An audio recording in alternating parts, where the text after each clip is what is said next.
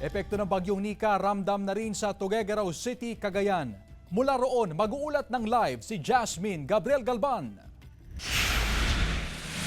Jasmine?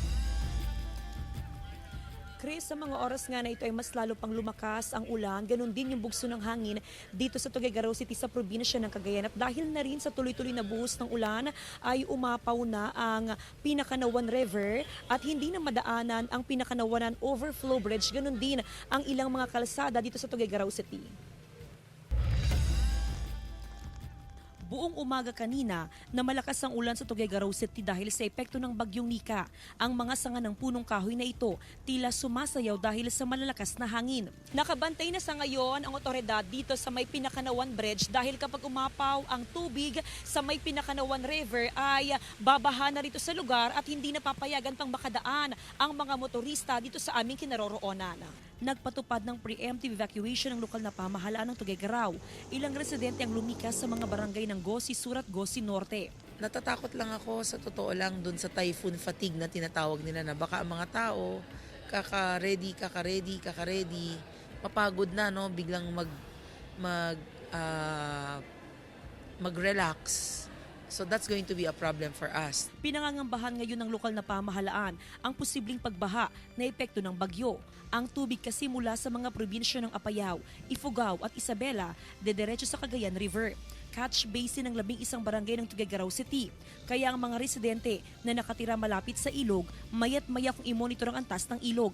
Yeah, meron mga lumikas na kasi nga inaano nga nila na ito, kung nakikita mo man na kala mo pabugso-bugso ang ulan, malakas minsan kas konti, that's not the thing. Yung ang dating nun kasi yung tubig manggagaling sa bela.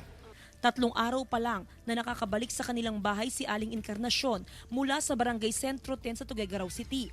Nalubog sa baha ang kanilang bahay matapos na umapaw ang ilog nang manalasa ang bagyong Marce noong nakaraang linggo. Ngayon, naghahanda na naman siya para may ayos sa mga gamit para hindi maabot ng baha. Inaabangan lang namin yung tubig, ma'am. Minomonitor. Pag alam na namin na hanggang dito na yung tubig, dito, ma'am, alsabalutan na kami. Nangangamba na ang mga residente sa lugar sa posibleng pag-apaw ng ilog ngayong nararanasan ang pag-ulang dulot ng bagyong Nika. Mahirap, ma'am, maghanda ulit para sa ma'am, itataas ang mga gamit, gano'n. Bukod sa Tuguegarao City, pinag-iingat din ng mga residente sa mga bayan ng Enrile, Tuaw, Solana, Rizal at Piat sa lalawigan ng Cagayan. Samantala, matapos ang bagyong Marce at ngayon naman ay ang bagyong Nika na nanatili sa mga evacuation center ang nasa 40,000 na individual. Karamihan dito ay mga nasirang bahay bunsod na nagdaang bagyong Marce. Chris, ipakita ko lamang yung sitwasyon dito sa aming kinaroroonan. Ilang metro ang layo mula doon sa Pinakanawan River.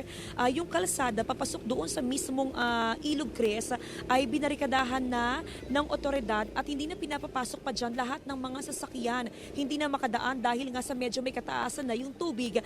At yung mga residente nakatira malapit sa ilog ay nagsimula na rin na palikasin.